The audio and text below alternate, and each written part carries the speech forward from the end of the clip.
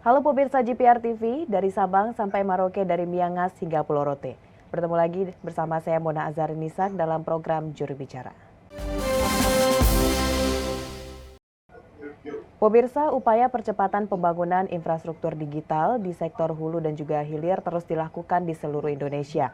Salah satu upaya yang kini terus digencarkan oleh pemerintah ialah dengan menyiapkan super apps layanan publik terpadu untuk menghasilkan Satu Data Indonesia. Dan pemirsa, sebenarnya seperti apa konsep dari Satu Data Indonesia ini dan sejauh mana upaya yang telah dilakukan oleh pemerintah untuk mewujudkan Satu Data Indonesia tersebut, kita akan bahas dalam dialog juru bicara. Saat ini kita sudah bersama dengan Dirjen IKP Kementerian Komunikasi dan Informatika Republik Indonesia, Bapak Usman Kansong. Assalamualaikum Pak Dirjen. Waalaikumsalam Mona. Apa kabar Mona? Alhamdulillah baik. Pak Dirjen sehat Pak? Alhamdulillah sehat. Nah, baik Pak Dirjen, ini kita berbicara mengenai Satu Data Indonesia dan kita juga mendengar bahwa pemerintah ingin mengeluarkan kebijakan secepat mungkin dalam beberapa hal namun dengan data yang akurat begitu Pak, atau pemerintahan berbasis digital. Tapi sebelum itu Pak, kita akan bahas dulu sebenarnya konsep dari Satu Data Indonesia ini seperti apa Pak Dirjen dan bagaimana situasi mengenai sistem pendataan yang ada di Indonesia saat ini sehingga sistem Satu Data Indonesia ini diharuskan atau dipercepat sehingga dalam pembangunan pusat data nasional ini menjadi hal yang sangat krusial. Kira-kira itu seperti apa alasannya Pak Dirjen? Ya, upaya kita mewujudkan Satu Data Indonesia sebetulnya tidak terlepas dari konteks perkembangan teknologi di dunia yang pada saat ini sudah memasuki era digital.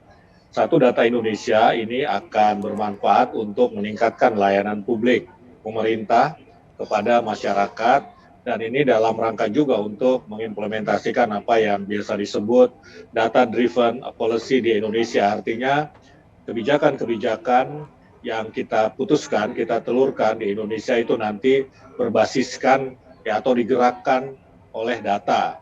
Nah, sehingga Satu Data Indonesia ini sangat diperlukan karena kalau datanya terlalu banyak kita sulit mengambil keputusan, tetapi kalau datanya satu data Indonesia atau datanya tunggal, maka kita akan lebih mudah mengambil keputusan sehingga konsep yang disebut tadi data driven policy itu bisa lebih mudah kita implementasikan.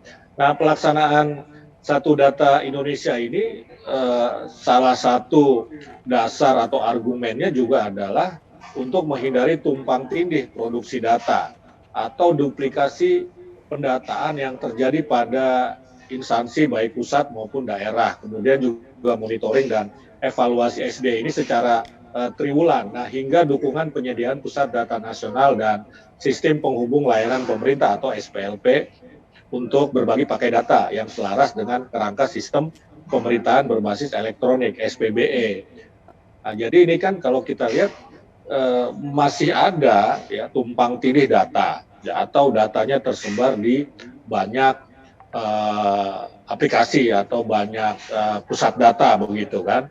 Sebagai contoh untuk di Kominfo sendiri, ini kan kita punya PPID ya. PPID masing-masing daerah punya aplikasi sendiri ya, punya pusat data sendiri. Nah, ini akan kita integrasikan menjadi satu PPID yang bisa berbagi pakai data. Nah, sehingga ini juga akan meningkatkan penghematan dari tidak perlu lagi semua daerah misalnya satu-satu membuat satu aplikasi atau satu pusat data, tetapi bisa saja berbagi di data yang nanti di aplikasi nanti yang akan kita adakan, yang diadakan oleh Dirjen Aptika dan kemudian Dirjen IKP yang akan menjadi wali datanya. Ini contoh sehingga anggaran yang tadinya akan dipakai untuk mengadakan aplikasi atau pusat data itu bisa dipakai untuk keperluan lain. Jadi terjadi efektivitas begitu.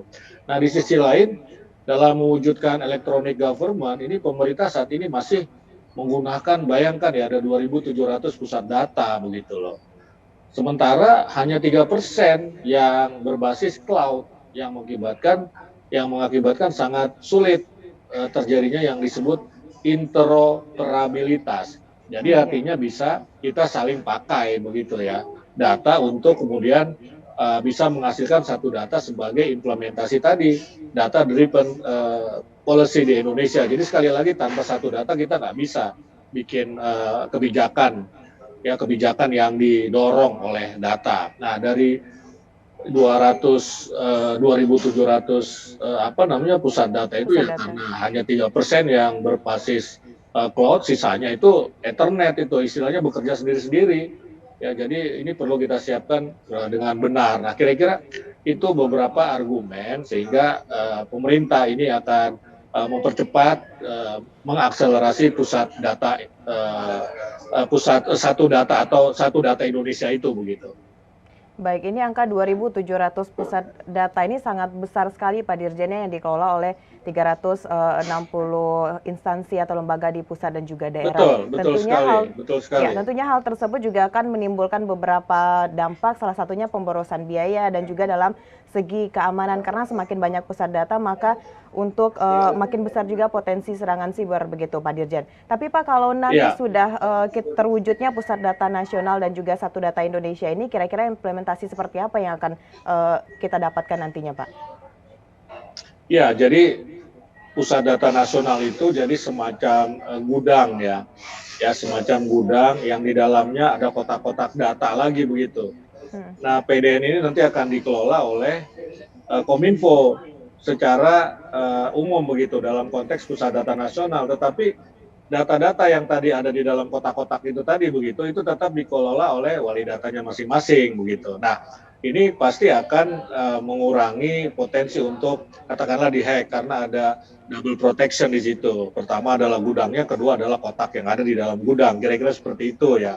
Nah, kemudian melalui pembangunan 4 pusat data, jadi kita akan membangun 4 pusat data, ini akan mewujudkan pemerintahan berbasis digital. Nah, sehingga penerapan konsep digital government itu yang tujuannya adalah untuk pelayanan publik menjadi lebih efisien, efektif, serta transparan dan mendorong tadi implementasi data driven policy. Jadi dengan adanya pusat data nasional dan juga satu data Indonesia ini akan lebih transparan, akuntabilitasnya itu akan lebih terjaga begitu. Nah, keberadaan PDN ini juga akan memungkinkan tata kelola data nasional secara lebih terintegrasi dan mewujudkan satu data Indonesia. Ini akan mendukung kepentingan pengambilan kebijakan berbasis data, tadi data driven policy. Nah, sehingga kebijakan yang ditelurkan itu lebih akurat ya. Kalau kebijakan itu disusun, dirumuskan, kemudian diambil keputusannya berdasarkan data, ini akan baik gitu, akan menjadi sebuah kebijakan yang bisa diimplementasikan begitu, bukan kebijakan yang hanya di atas kertas. Kenapa? Karena basisnya data tadi itu begitu loh. Nah, penerapan SPBE juga bertujuan mewujudkan manajemen kinerja instansi pemerintah yang transparan tadi ya dan akuntabel seperti saya sampaikan, dan ada sistem pengawasan yang profesional, independen dan berintegritas. Jadi bisa saja nanti ada pengawasnya bisa dari masyarakat ya secara umum begitu, selain pemerintah, parlemen, kemudian juga NGO ini bisa mengawasi karena transparan kalau dia sudah menjadi satu data Indonesia. Nah, hadirnya PDN ini dapat mendorong konsolidasi antar data antara pemerintah pusat dan daerah, antar satu kementerian dengan kementerian lain, antar satu lembaga dengan kementerian atau lembaga dengan lembaga lainnya. Nah, selain itu dengan adanya konsolidasi atau integrasi ini, maka akan terwujud satu data Indonesia itu tadi. Jadi syaratnya adalah adanya pusat data nasional untuk mengkonsolidasikan, untuk mengintegrasikan sehingga satu data Indonesia itu bisa kita wujudkan begitu.